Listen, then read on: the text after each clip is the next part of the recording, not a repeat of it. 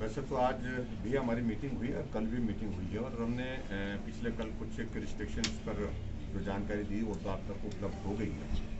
एक तो school colleges की जो हमने अभी तक जो है बंद करने का जो निर्णय लिया था उसको एक्सटेंड किया गया है अभी फर्स्ट तक। एक तारीख को हमने कहा है, पहले ही कहा हुआ, उसको रिव्यू करेंगे, उसके बाद अगला निर्णय हम लेंगे। और दूसरा निर्णय हमने आज कुछ और निर्णय लिए हैं, उसकी डिटेल मैं समझता हूँ कि आपको उचित होगा कि वो आपको उपलब्ध हो जाएंगी। उसमें प्रमुख रूप से एक तो शादियों पर अब सिर्फ 50 ही लोग, 50 से ज़्यादा लोग अब किसी शुभ शादी अंदर हो हॉल के चाहे बाहर हो, इस बात को सुनिश्चित किया है क्योंकि मामलों में बहुत तेज़ी से जो है वो इंक्रीज देखी है हमने पिछले दिनों।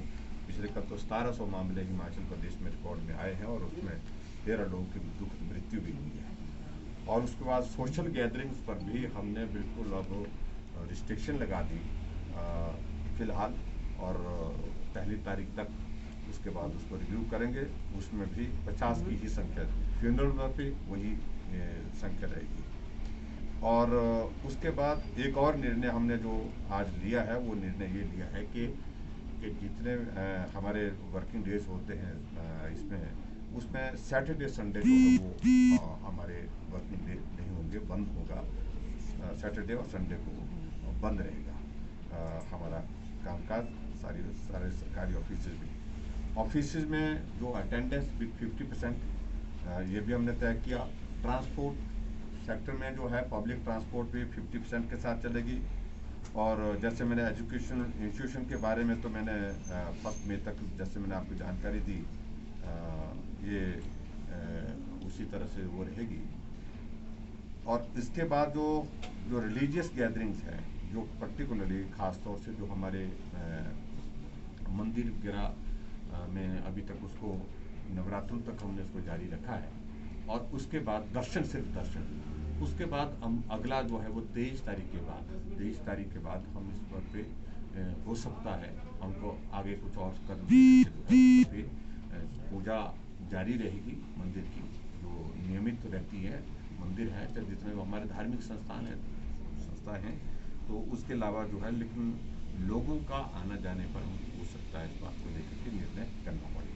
ये कुछ एक चीज़ों पर आज हमने एक अहम सवाल ये है कि माइग्रेंट लेबर लाइन यहाँ से जो है वो जारी हो गया, क्योंकि मैंने पहले बता दिया कि सीधी सी बात है कि माइग्रेंट लेबर अभी तक तो बाहर नहीं जा रही है।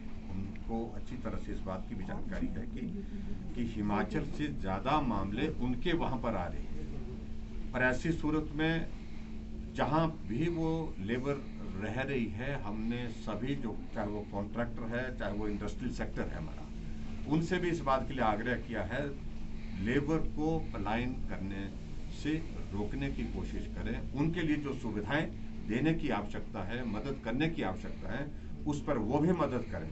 और ऐसी सूरत में लेबर यहीं पर रहे, काम करे।